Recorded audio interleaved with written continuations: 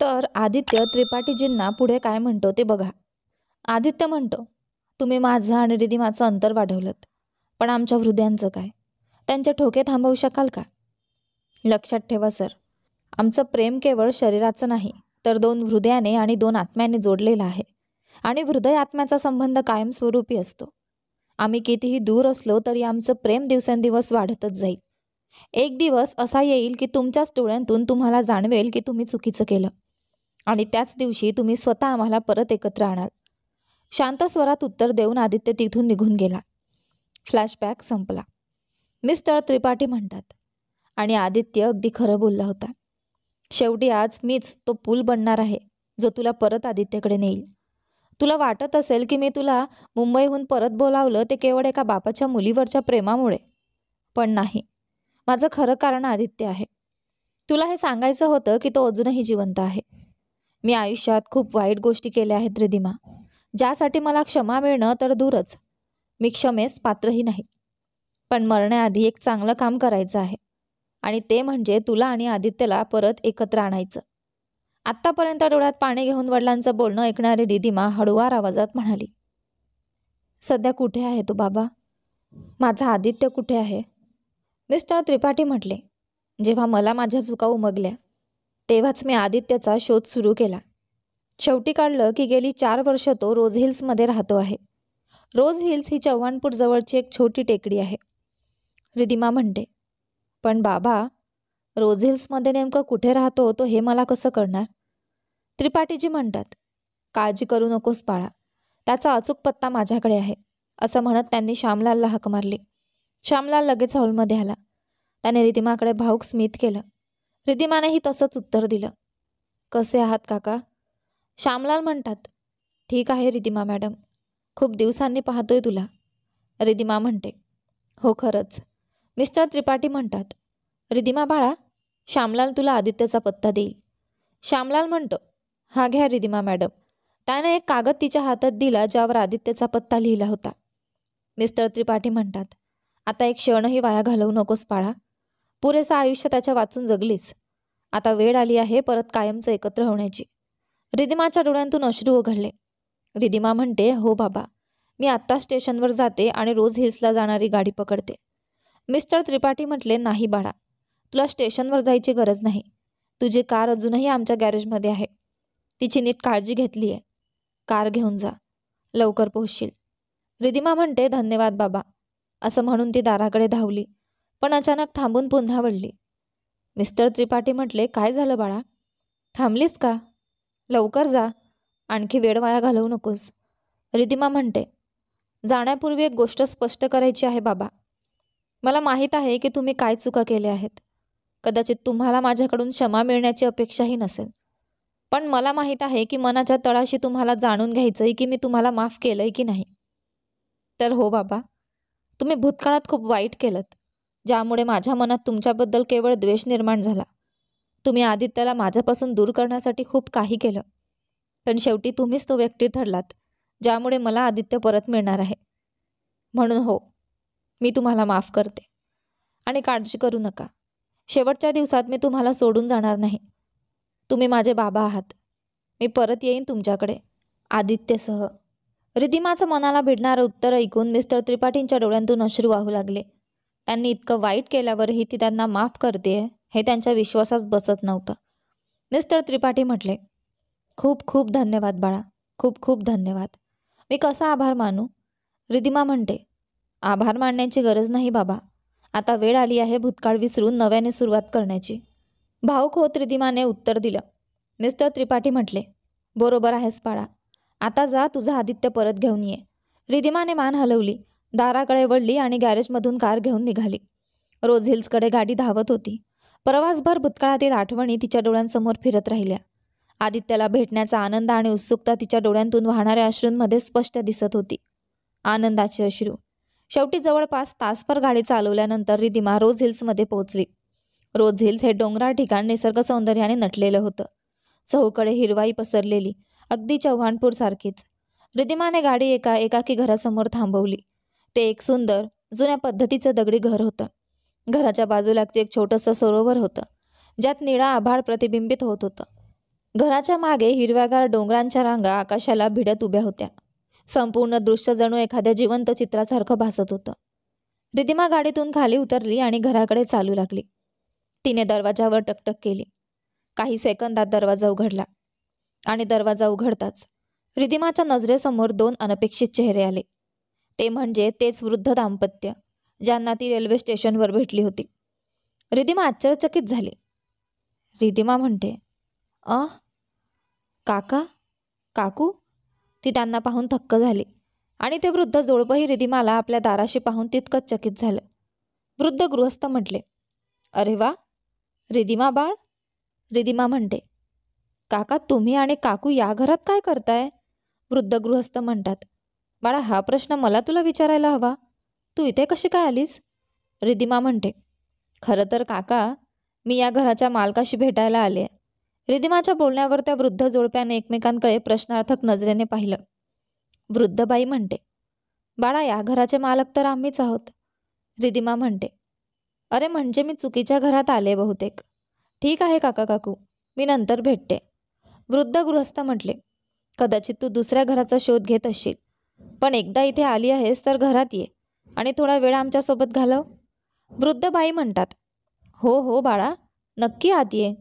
रिधिमा म्हणते, अहो काका काकू, मला खूप आवडलं असतं तुमच्यासोबत वेळ घालवायला, पण सध्या मी थोडी घाईत आहे.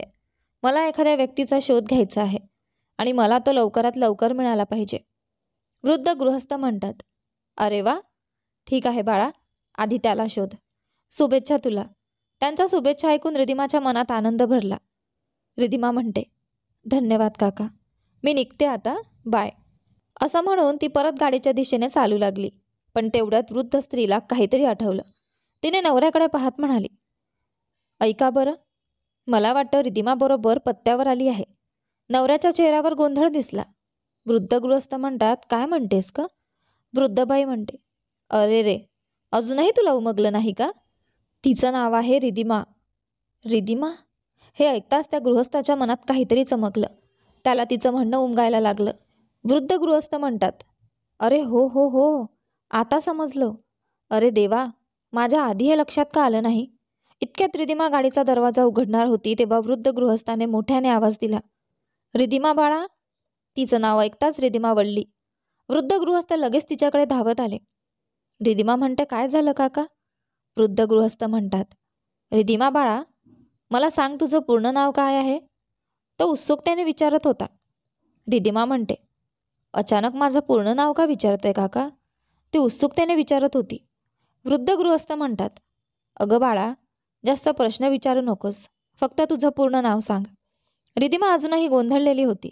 तिला कळत नव्हतं की तो असं का विचारतोय.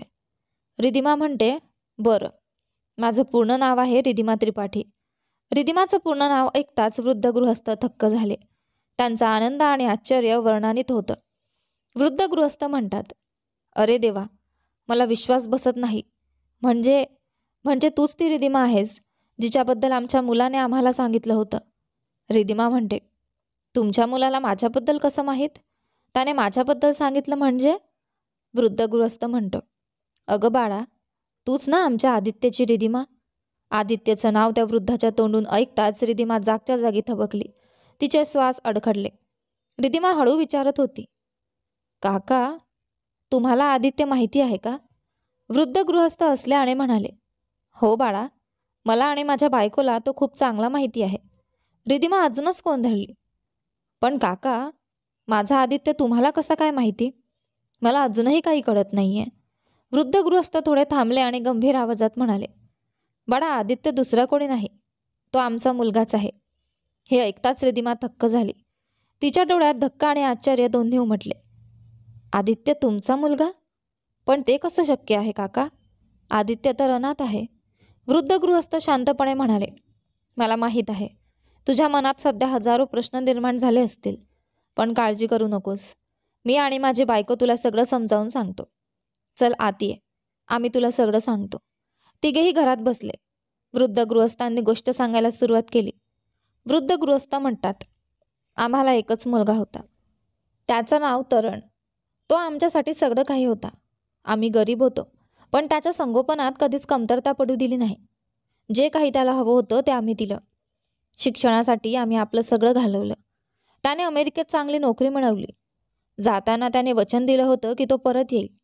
तो महिन्यातून किमान 20-25 वेळा आम्हाला फोन करायचा. पण हळूहळू त्याचे फोन कमी झाले आणि एक दिवस असे आले की त्याने पूर्णपणे फोन करणं बंद केलं. एका दिवशी अचानक त्याचा फोन आला. आम्हाला खूप आनंद झाला. पण त्या फोनवर त्याने जे सांगितलं त्याने आमचं हृदय तुटलं. त्याने सांगितलं की त्याला तिथे खूप काही मिळालंय, त्यामुळे तो परत यायचा नाही. तो कायमच अमेरिकेत राहणार आहे. वृद्ध बाई म्हणते, आम्ही त्याला विचारलं की आमचं काय. त्यावर त्याने सांगितलं की तिथे कोणालाही त्याच्या गरीब आईवडिलांबद्दल कळालं तर त्याच्या आयुष्याला कलंक लागेल, म्हणून तो आमच्याशी सगळे संबंध तोडतोय. सांग बरं, ज्या मुलासाठी आम्ही जगलो तोच आम्हाला आपला पालक म्हणण्यास लाजू लागला. तो आमचा एकमेव आधार होता. तो गेला आणि आमचं जगणंच संपलं. वृद्ध गृहस्थ म्हणतात, पण प्रत्येक काळोखानंतर एक नवीन पहाट येते आणि आमच्या आयुष्यात ती पहाट आली एका पावसाळी रात्री. त्या पहाटेचं नाव होतं आदित्य. रिधिमाच्या डोळ्यांतून अश्रू गळू लागले. वृद्ध गृहस्थ पुढे सांगू लागले, ती काळी वादळी रात्र होती. पाऊस कोसळत होता. आम्ही झोपायला जाण्याच्या तयारीत होतो तेव्हा माझ्या बायकोने खिडकीतून बाहेर बघून सांगितलं की कोणीतरी घराबाहेर बसलंय. मी दरवाजा उघडला तर एक तरुण समोर उभा होता. तो पावसात भिजलेला होता, थंडीने थरथरत होता. त्याने सांगितलं की तो बेघर आहे. त्याला कुठे जायचं ठिकाण नाही, म्हणून पावसामुळे आमच्या घराबाहेर आसरा घेतला होता. त्याच्या डोळ्यात प्रचंड निरागसता होती. तो चोरासारखा वाटत नव्हता. शिवाय आमचं घर असं नव्हतं की कोणी चोरटी करायला येईल, म्हणून मी त्याला आत बोलावलं. आम्ही गप्पा मारायला लागलो. त्याच्या बोलण्यात इतका गोडवा होता की आम्हाला लगेच आपलेपणाची जाणीव झाली. त्याच्या आयुष्यातील संघर्ष आम्हाला कळले. त्याने आपल्या प्रेयसीच्या सुखासाठी स्वतःचं प्रेम त्यागलं होतं, हेही समजलं. पाऊस थांबल्यावर तो जायला निघाला, पण आमच्या मनात त्याच्याबद्दल दया जागली, म्हणून आम्ही त्याला इथेच राहायला सांगितलं. महिने गेले. आमचं नातं अधिकच घट्ट झालं. आम्हाला आमचा मुलगा नव्हता आणि त्याला आईवडील नव्हते. आम्ही त्याला मुलासारखं मानलं आणि त्याने आम्हाला आईवडिलांसारखं.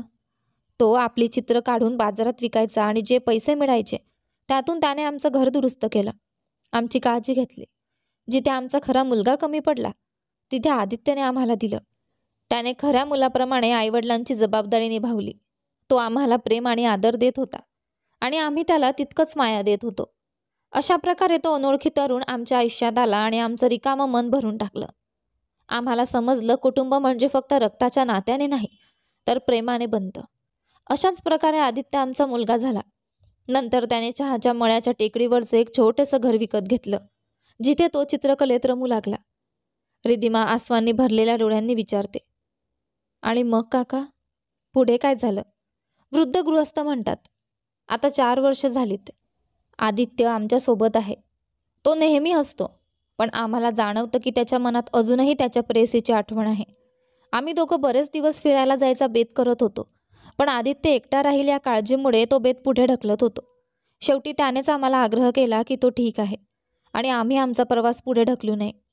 रिधिमा म्हणते, आता मला समजलं. स्टेशनवर तुम्ही दोघांनी स्वतःला किती भाग्यवान म्हटलं होतं की तुम्हाला असा मुलगा मिळाला आहे. आजी म्हणतात, हो बाळा, खरंच आम्ही खूप भाग्यवान आहोत, कारण आम्हाला आदित्यसारखा मुलगा मिळाला. अचानक रिधिमाच्या मनात एक विचार चमकून गेला. रिधिमा म्हणते, पण थांबा ना काका काकू, मी तुम्हाला रोज हिल स्टेशनवर भेटले होते जेव्हा मी चव्हाणपूरला जात होते. तुम्ही मला सांगितलं होतं की तुम्ही ट्रेनची वाट बघत आहात. मग तुम्ही परत इकडे कसे? ट्रेन पकडली नाही का? काकू म्हणते, खरं सांगायचं तर बाळा, तुझी ट्रेन सुटल्यावर आम्हाला बातमी मिळाली की आम्ही ज्या ट्रेनची वाट बघत होतो तिचा एक छोटासा अपघात झाला. सुदैवाने कुणाचाही जीव गेला नाही. मग आम्ही ठरवलं की हा प्रवास रद्द करू आणि दुसऱ्या दिवशी करू. पण वाटतं हे सगळं नशिबातच होतं. विचार कर, जर आम्ही प्रवासाला गेलो असतो तर आज इथे तुझी भेट झाली नसती. काका म्हणतात, आणि आम्ही खरंच माफी मागतो बाळा.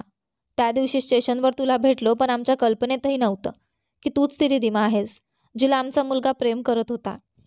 आज अचानक जेव्हा तू इथे आलीस आणि सांगितलंस की तू एखाद्या मुलाचा शोध घेत आहेस आणि ज्या क्षणी तू मला तुझं पूर्ण नाव सांगितलंस तेव्हा मला खात्री पटली की तूच तीच रिधिमा आहेस. रिधिमा थक्क झाली संपूर्ण गोष्ट ऐकून. तिच्या मनात प्रचंड आनंद होता की तिचा आदित्य जिवंत आहे आणि शेवटी ती पुन्हा त्याला भेटणार आहे. पण दुसरीकडे ती दुःखाने भरून आली, कारण तिला जाणवलं की 4 वर्ष ती आदित्यशिवाय राहिली, त्याला मृत समजून. तिच्या डोळ्यात अश्रू उभे राहिले. रिधिमा म्हणते, काका, काकू, तो तो मला कुठे मिळेल आता? काका म्हणतात, तो बहुतेक कॉटेजमध्ये असेल, चित्रकला करत. जा बाळा, त्याला घेऊन ये. त्याला तुझी गरज आहे, जशी तुला त्याची आहे. काकाचा आवाज भावनाने थरथरत होता. काकांच्या बोलण्यावर रिधिमा तात्काळ खुर्चीतून उठली. तिने डोळ्यातले अश्रू हाताने पुसले आणि खोल श्वास घेतला. रिधिमा म्हणते, बरं काका, मी आत्ता त्याला भेटायला जाते. रिधिमाच्या आवाजात आनंद आणि उत्साह होता. घरातून बाहेर पडून ती थेट कारने चहाच्या मण्याच्या डोंगरावर निघाली. पण पोहोचल्यावर रस्त्याच्या कडेला कार उभी करून ती बाहेर आली. वर उभं असलेलं कॉटेज खाली रस्त्यावरूनही स्पष्ट दिसत होतं. कॉटेज पाहताच रिधिमाच्या चेहऱ्यावर एक तेजस्वी हसू उमटलं. काही मिनिटातच ती डोंगरांच्या शिखरावर कॉटेजजवळ पोहोचली. तिथे पोहोचल्यावर त्या जागेचं शांत आणि प्रसन्न वातावरण तिला भावलं. तिने पाहिलं की कॉटेजचं दार उघडं आहे. आजूबाजूला कुणी नव्हतं, म्हणून ती थोड्या संकोचाने आत गेली. आत शिरताच तिचे डोळे एका भव्य दृश्यावर खिळले. कॉटेजच्या एका संपूर्ण भिंतींवर एक विशाल चित्र होतं, एका जोडप्याचं चित्र. आणि त्या जोडप्यात कुणी नसून आदित्य आणि रिधिमा होती.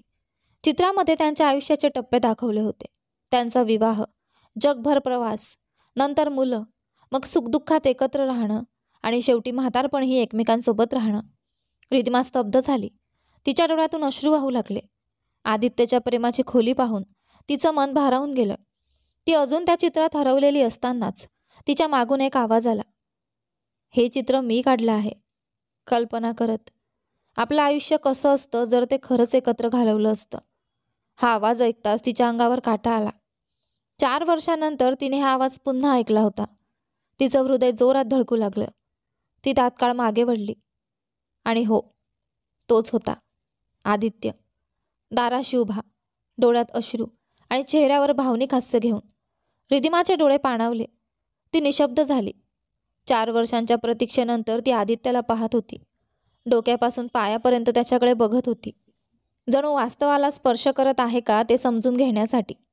आदित्य म्हणतो, रिधिमा. आदित्यने तिचं नाव घेताच तिच्या मनातील सगळी जडणूक तुटली. ती अश्रूंनी भरून आली. वर्षानुवर्ष दाबून ठेवलेल्या वेदना, ओढ, प्रेम सगळं एकदम बाहेर आलं. ती लहान मुलीसारखी रडू लागली. आदित्यला तिचं असं रडणं पाहवलं नाही. तो ताबडतोब पुढे गेला. तिला घट्ट मिठी मारली. रिधिमानेही त्याला संपूर्ण ताकदीने मिठी मारली. आदित्यचेही अश्रू वाहू लागले. दोघेही रडले. जणू 4 वर्षांचा सारा ओझं आता या क्षणी हलकं झालं होतं. आदित्य म्हणतो, थांब ना माझ्या प्रिये, थांब आता. किती वेळा सांगितलं आहे तुला, तुझे डोळे अश्रूंनी भिजलेले मी पाहूच शकत नाही. रिधिमा अश्रूंनी ओले डोळे घेऊन आदित्यच्या मिठीत होती. तिने हळुवार आवाजात म्हटलं, आज मला रडू दे आदित्य, मला थांबवू नकोस. हे अश्रू दुःखाचे नाहीत तर आनंदाचे आहेत. माझ्या आयुष्यात तुला परत मिळाल्याचा आनंद. म्हणून आज मला मनसोक्त रडू दे. मी तुला खूप मिस केलं आहे. तुझ्या उपस्थितीची मला फारच कमतरता जाणवली. आदित्यच्या डोळ्यातही ओलावा आला. त्याने हे उत्तर दिलं, मी सुद्धा तुला खूप मिस केलं आहे माझ्या प्रिये, खूपच. आदित्यच्या या शब्दांनंतर रिधिमाने हळूहळू मिठीतून स्वतःला सोडलं. तिचे डोळे रडून लाल झाले होते. तरीही ती त्याच्याकडे प्रेमाने पाहत होती. खोटारडा आहेस तू. खरंच जर मला मिस केलं असतं तर तू स्वतःला माझ्यासमोर कधीच का आणलं नाहीस. आदित्यने सुस्कारा सोडला. मला लपावं लागलं होतं रिधिमा. तुझ्या वडिलांनी मला धमकावलं होतं की जर मी तुझ्याशी पुन्हा संपर्क साधला तर ते तुझं इन्स्टिट्यूट बंद करतील. रिधिमाने रागाने आणि वेदनेने विचारलं, मग काय झालं असतं आदित्य? निदान मला भेटून सांगू तरी शकला असतास ना त्यांचा हेतू काय आहे ते. मी स्वतः परिस्थिती हाताळली असती. आदित्यचा आवाज कापरा झाला. मला भीती वाटली होती रिधिमा, कारण ते इन्स्टिट्यूट तुझ्यासाठी सगळं होतं. जर ते बंद झालं असतं तर तू पूर्णपणे कोसळली असतीस, हे मला माहीत होतं. मी ते कधीच होऊ द्यायला तयार नव्हतो. म्हणूनच मी मिसेस दत्तांशीही संपर्क तोडला. माझ्या अस्तित्वाचा कोणताही ठसा तुझ्यापर्यंत पोहोचू नये म्हणून. रिधिमाचे डोळे अश्रूंनी भरले. आणि तू स्वतःबद्दल काय? तुला माहीत नव्हतं का की तू माझ्यासाठी तितकाच महत्त्वाचा आहेस जितकं इन्स्टिट्यूट आहे? माझ्या परवानगीशिवाय माझ्या आयुष्यातून दूर जाण्याचा निर्णय तू कसा काय घेतलास? आदित्य, तू माझं आयुष्य आहेस, समजतोयस का? तू माझं आयुष्य आहेस. गेले 4 वर्ष मी तुझ्याशिवाय कशी जगले आहे? फक्त जगण्यासाठी जगत होते. खरं जगणं तर विसरलेच होते. आदित्यने तिच्या डोळ्यात बघत हलक्या आवाजात म्हटलं, मला ठाऊक आहे रिधिमा, माझ्यासाठी सुद्धा तुझ्याशिवायचं आयुष्य खूप कठीण होतं. पण तरी कुठेतरी आपल्या प्रेमावर आणि वरच्या देवावर विश्वास होता की एक दिवस आपण नक्कीच पुन्हा भेटू. रिधिमा थोड्या वेळ शांत राहिली. मग विचारलं, मग सांग ना आदित्य, या वर्षात तू काय करत होतास? आदित्य म्हणतो, जास्त काही नाही, पण जे काही केलं ते प्रामाणिकपणे आणि मेहनतीने केलं. रिधिमाने हसत त्याच्याकडे पाहिलं. काहीही केलं असशील, पण एक काम आहे ज्याचा मला खूप अभिमान आहे. तू त्या वृद्ध दाम्पत्याच्या आयुष्यात त्यांच्या मुलाची रिकामी जागा भरली, त्यांना पुन्हा जगण्याचं कारण दिलंस. आदित्यने तिचा हात धरला आणि प्रेमाने उत्तर दिलं, हे सगळं मी तुझ्याकडूनच शिकलो रिधिमा.